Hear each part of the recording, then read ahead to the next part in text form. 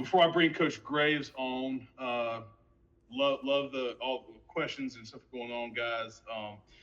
It's kind of funny. And Coach Graves will talk about it. His presentation topic, the name of it's hilarious. I love it. I can't wait to see what he's going talk about defensively. But there is a run of three defensive coaches coming up. So if you're an offensive guy like me, this is really good for you for development because I mean at the end of the day, guys, you're gonna run what you run, right? You pick up a couple of things, but where we really should be focusing our focus this offseason is learning defense, right? And what they're trying to do to us and how we can kind of combat that. So, Coach Graves, I hope you're doing all right this afternoon. Good, man. How about yourself? I'm great. I'm great. So, if you want to go ahead and hit present like we did the other night, and bring up the presentation, and we'll get after some defense. All right. Yes, sir. I got it. Sounds good. All right, guys.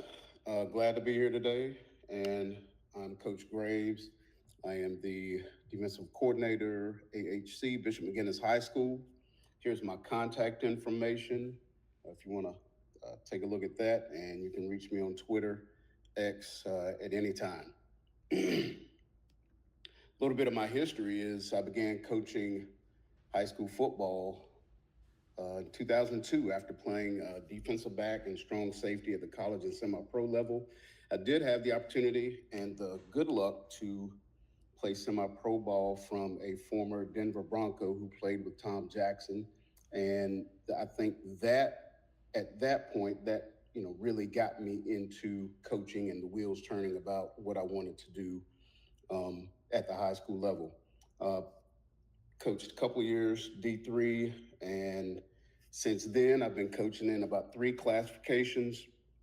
And as I mentioned, currently I am the DC assistant head coach at Bishop McGuinness High School out in Kernersville. And here's a little bit about my outline for today. And we're going to talk about quite a few things. Philosophy, culture, fronts. There is more than one way to skin a cat.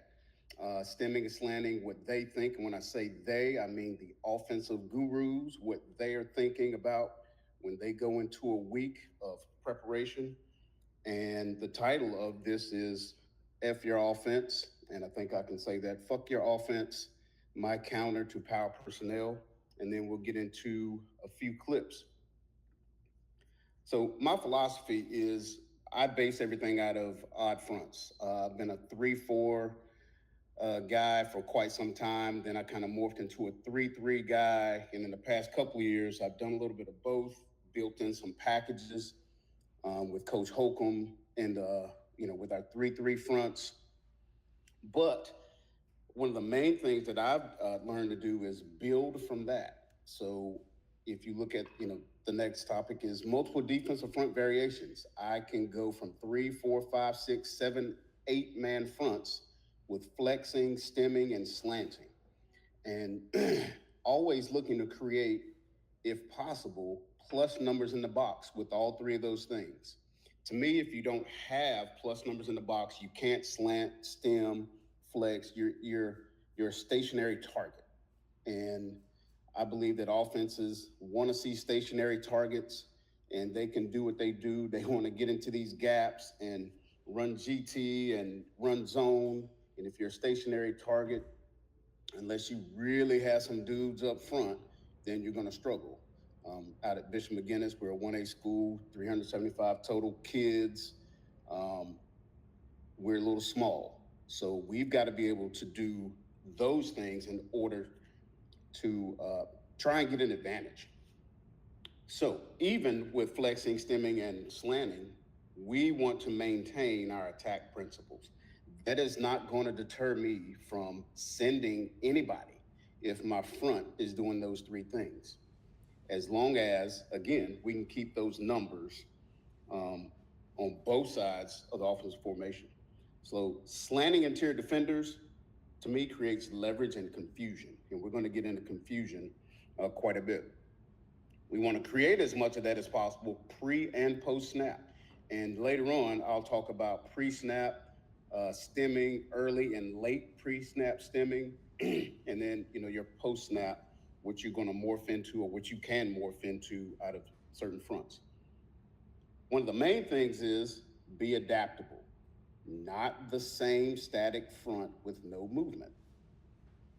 To me, again, where I'm at, if we're going to stay static with no movement at all, then why the hell are we out there on the field? So we've got to be able to do those things and mix it up and create as much confusion as possible. Culture-wise, when we're talking about a defense, I want to create a culture that is always 3rd and 4th and 1. Toughness Tuesdays, we had those, put the damn ball on the 5 and let's get it. Let's see how tough we are. Let's see how tough we're going to be. But at the same time, let's slant, let's move, let's create confusion. Let's get the offense off the field and have them running gassers until they can get it right. So that's what we want to build upon. And no excuses regarding stemming and knowing where to be, or I find somebody else that can do it. There are no excuses. Again, if we don't have those dudes, like I had a few years ago at Southwest Guilford, I got 3 D1 defensive linemen. Like, if you don't have those guys, then you have to be smart enough to know, a certain, one word tag, which tells us to slant. And if you can't get it right, then you got to come out. Everybody empties the tank. No room for anybody half-stepping, no room for I forgot, no room for any of that. Everybody empties the tank from point A to point B.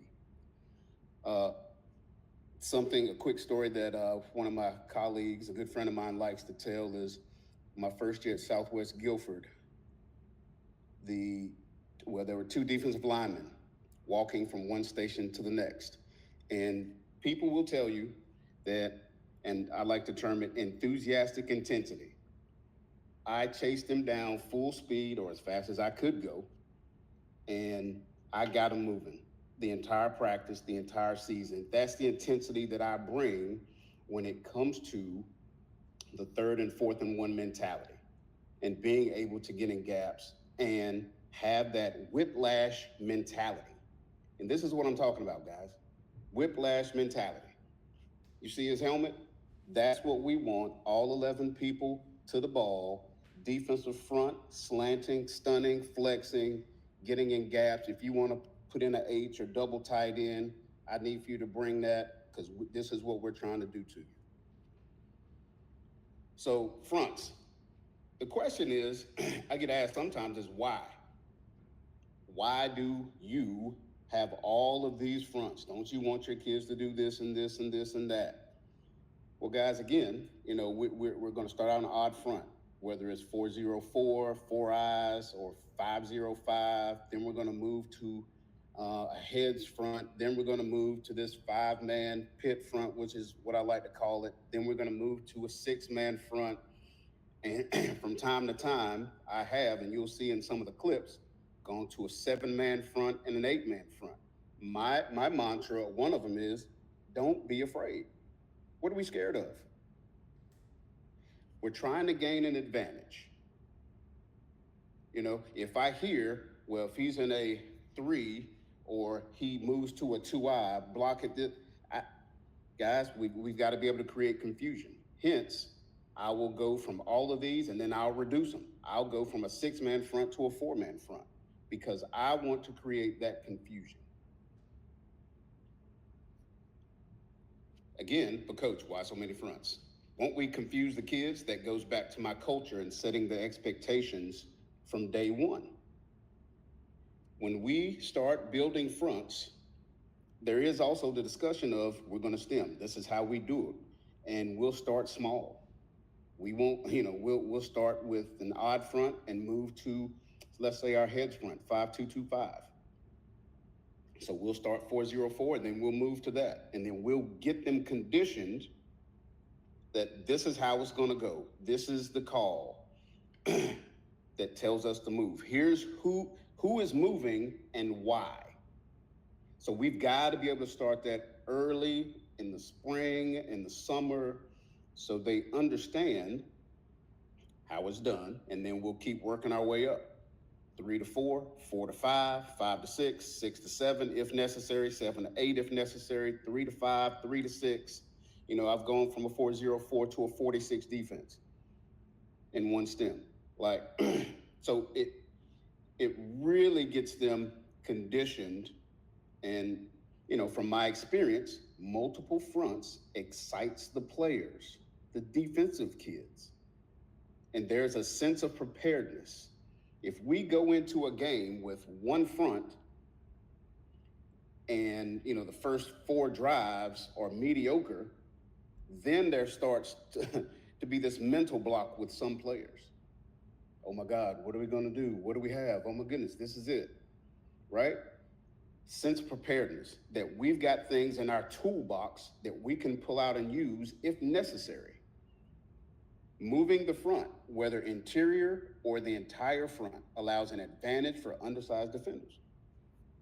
We'll take a 5 or 6 man or 5-man front and move just the 3 interior guys.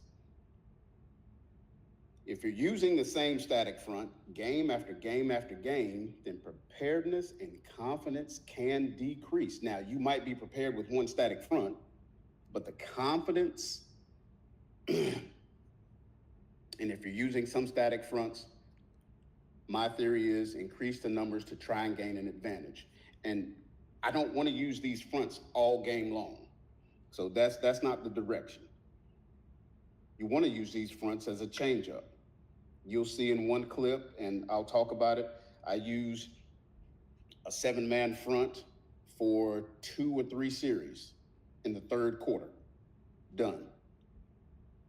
I got the desired results. So that's what we want to do with some of these fronts, just to be a little different, just to give them a different look, because I know they did not prepare for it. And one of the simplest ways to run your base coverage without giving the OC a static look is to stem. Before the snap, to give a different presentation. A changeup in fronts can create the splash plays. And when I say splash plays, imagine your 5-tech or 3-tech untouched, streaming at the quarterback. That can be a splash play for you. That might be the play you need because you changed up fronts, gained an advantage, and now it's a oh shit moment. Confusion and panic amongst OL, offensive linemen, and QBs, offensive coordinators, must account for it. And the following week, what do you think your opponent is going to do? They better plan for it. Will I run it? I don't know. But they better plan for it, which takes up more time. Build your fronts again with odd and work your way up and show the efficacy versus multiple offensive formations.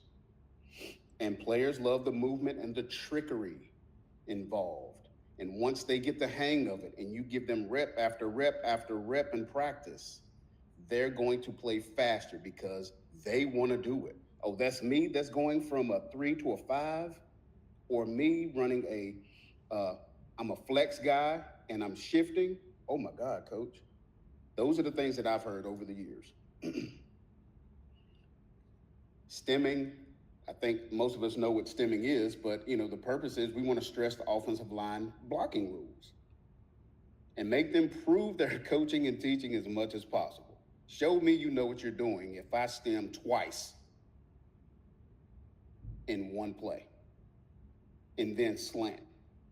Show me you know what you're doing, because if you don't show me that, guess what I'm gonna do? I'm gonna do it again. Maybe not the next play, but I'm gonna have you thinking. Don't wait to start stemming again. Start early. Create confusion, and I call it EPS and LPS. Early pre-snap stem and late pre-snap stem. And I'll go over those again with the clips I'm about to show here shortly. Good versus RPO in short yardage. Being able to stem your conflict player.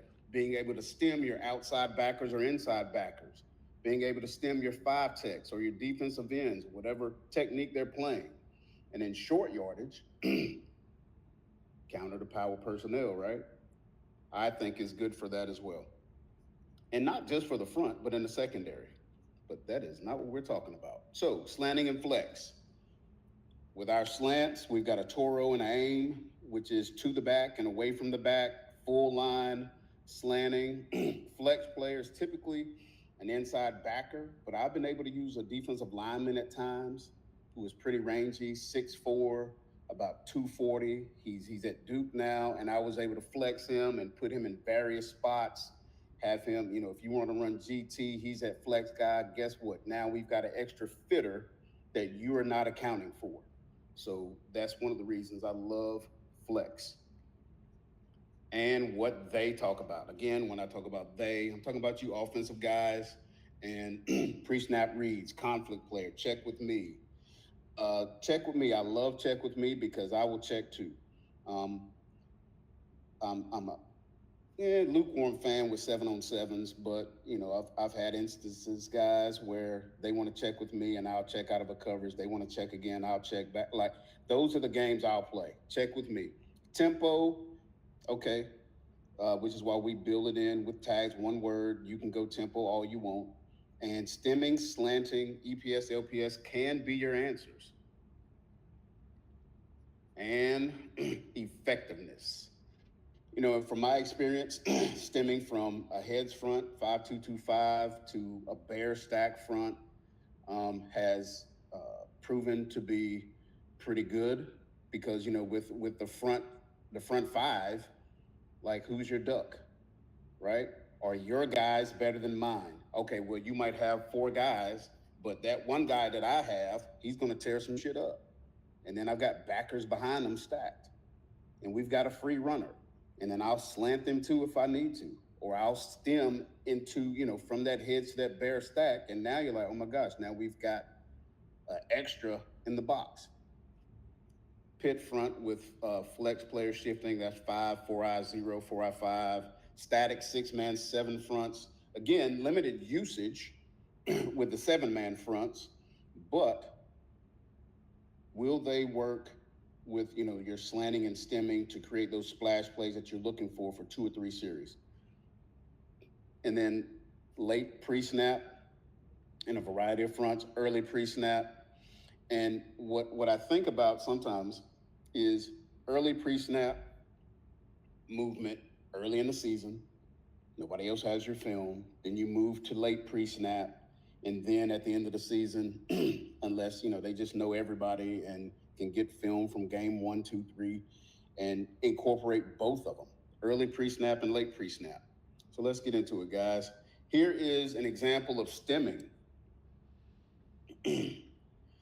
Watch my nose here. We're going to go from a even front. Now we shift to a bear stack or a bear front. We muddy up the water. There we go. So again, we're starting out in this 4-man front. We're starting on the 4-3. Now we move. And this is an example of early pre-snap stem. It was early. You're going to see it. You see what it is. But now you have to think about what it is you're getting yourself into. Does this change my blocking rule? Right? And for us last year, this past season, this was I think it was our second game, third game of the season. I think it was the second one. So right now we're in a bear front or a hawk front, and I'm slanting here. So, we, after doing some preparation, we knew the size they like to run to, who they like to lead, who they like to give the ball to. So now we're slanting here. We're slanting into this A hard, right at his hip. Here, you'll notice this guy doesn't slant as hard as he should, but it doesn't matter at this point. Again, muddy up the water with the slant, guys. And I'm going to tell you, this nose here, he was about 150 pounds, but quick as hell. And when he needed to get into a gap, he was getting in there. And that's what I'm talking about. When you have undersized kids at some places, then you have to have that movement. Slanting again. So here again, we're in the same front.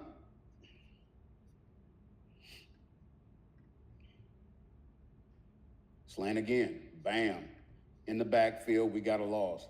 Here he is, number 12. Same thing here, guys. He's gonna slant here. We should be slanting left, whatever you want to call that with your L words. Right there.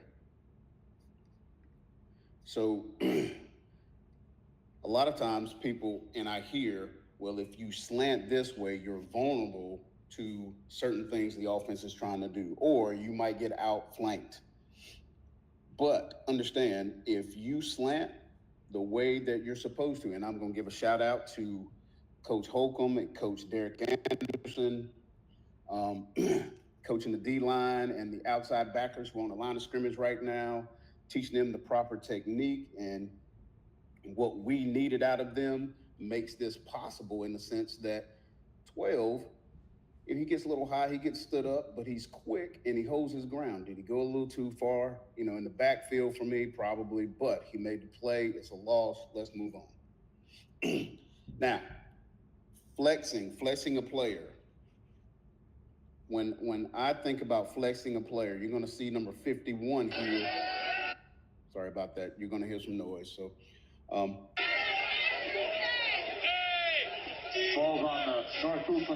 you're going to see number 51. He's right here, and he's going to be my flex player. Snap of the ball. His job, follow the ball, be the extra guy. 17 first and 10.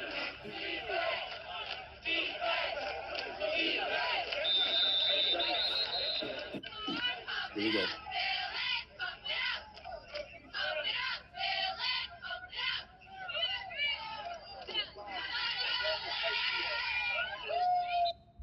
Now, the point of that is 51's my flex. He walks down late. As soon as he sees the direction of the ball, he's gone. But I've got a better example of what we continue to do in this playoff game quite a few years ago. So this is North Duplin. They're running veer, and they were reading where this guy was. So he was my flex player, and we had a signal where he would shift based upon their offensive alignment. He's going to be right here at the top of your screen.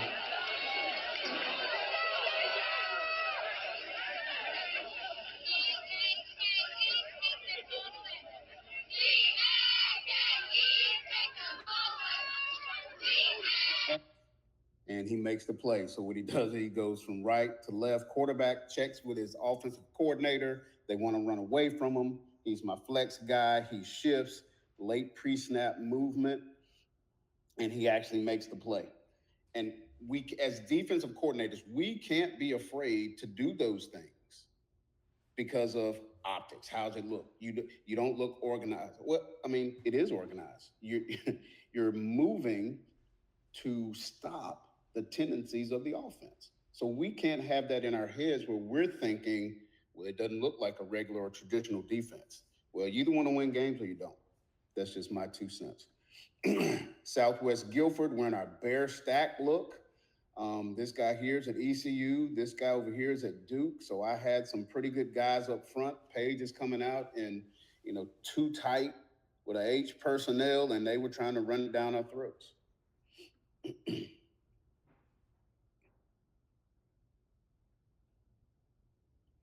Boom, calls the fumble. Bear stack look, guys, gives me that untouched guy, even with this loaded line here, right? We've got 8, I've got a free safety, and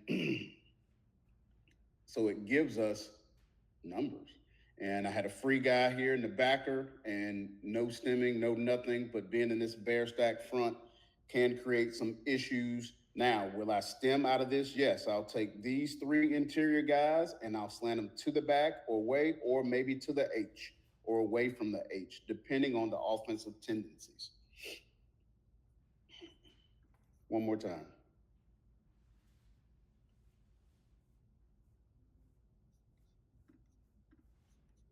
Here again, quite a few years ago at Bishop McGuinness, first time around, we're in that bear stack look. Got these 3 backers here, guys. And this is what we want. So when you start accounting for gaps. You start accounting for free hitters. You want to make sure that everybody knows where they need to be, who the free hitter is, and now it's go see ball, go get ball.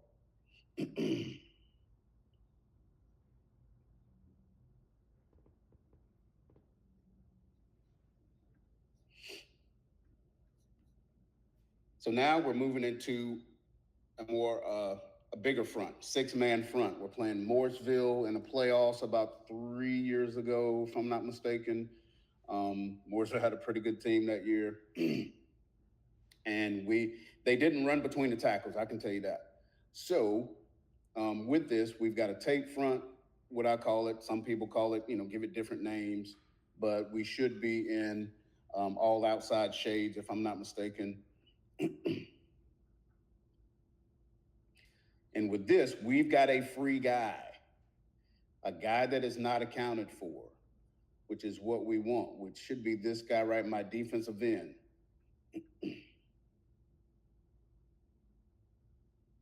Again, blocking rules versus more personnel on your front and your linebackers or people in the box. We want to make them think. We want that free hitter who might be able to make a splash play. Now we get into gap 8. So some of you old school football guys, gap 8, 7 diamond, I'll run those damn things. And this is the game where I ran this gap 8, maybe a couple of series.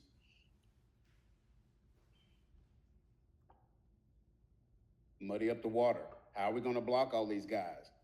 Right? They're all coming downhill. And again, I will take these 4 guys and slant them in one direction or another if necessary. And then here, stemming and late pre-snap movement. Stemming there, late pre-snap movement, trying to gain an advantage. It's a pass play, but that's what we wanted. We want these guys to be able to think, create blocking confusion, muddy up the water. So if you've got guys that can move, get to where they need to be, whether it's a 3-tech on the boundary side to a 3-tech field side and move that 3-tech field side to a 5, walk down backers, walk down your strong safety. Those things are imperative when I think about planning to play people that want to come in with power personnel. Whether you're H, you're your tight ends, we're going to muddy up the water. We're going to get in stack formations. We're going to move the defensive linemen. And sometimes it might not be traditional alignments. Sometimes I might line them up in 2s or all heads. And then I can move those guys any way that I want to move them, whether it's traditional or not. And that movement is based upon our film study, tendencies, where the duck is, and what our guys can physically do. Awesome, Coach. I appreciate you. People ask me all the time, what gives you nightmares and fits? And that is 100% what you're talking about, is when a team can hop into multiple fronts, play to play, slant, angle, anytime. Like you can rep it all you want to, but at the end of the day, it is my 15 to 17-year-old versus their 15 and 17-year-old. And when you do it every day, and another team might not, now you got a one. It's just like playing option football. Team might not play option football. You might not see option team all year, right? Until that 1 week. But we've been doing it all year. They haven't. Same thing with your defense. You do it all the time. You don't see it all the time. So that'll give you headaches and give your kids headaches, and you trying to fix things on the fly. It'll cause havoc, and I absolutely love it. I'm gonna for sure splice up your talk 100%, and that's teach tape right there, Coach. And I love it, and I appreciate everything you do. Thank you. I appreciate it, bud. Yeah, and if anybody has any questions for Coach, man, hit him up. He talk. He obviously you can see he has an intensity and a passion for defense. And if anybody has any questions about that stuff, please reach out to him. Yes, please. Appreciate it. Sure. Yes, sir. Appreciate you. All right, bud. Take care. All right. Yep.